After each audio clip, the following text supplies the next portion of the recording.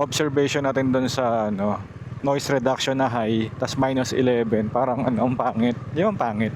Malinaw naman. Pero parang ano siya, parang robotic. Hindi ko ma-explain eh. Sana mas maganda kasi yung tsaka yung high noise cancellation. Naka ano eh. Parang ang hina ng tunog ng motor, parang hindi na marinig. Check, mic check, 50. Visor 80% to 90% close.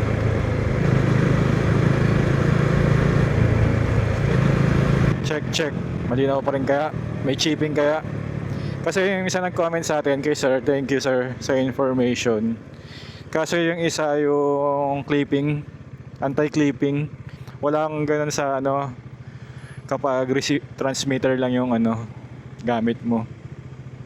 Pag may receiver, yun meron siyang anti-clipping nga. Hindi siya anti-clipping eh, parang noise, automatic noise level, parang ganun. -10 decibel.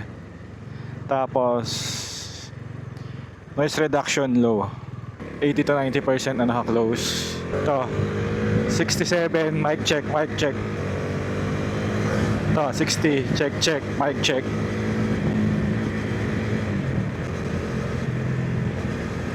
One, two, three.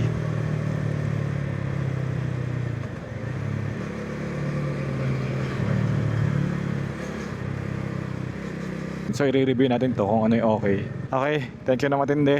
Hanggang sa muli. Bye-bye.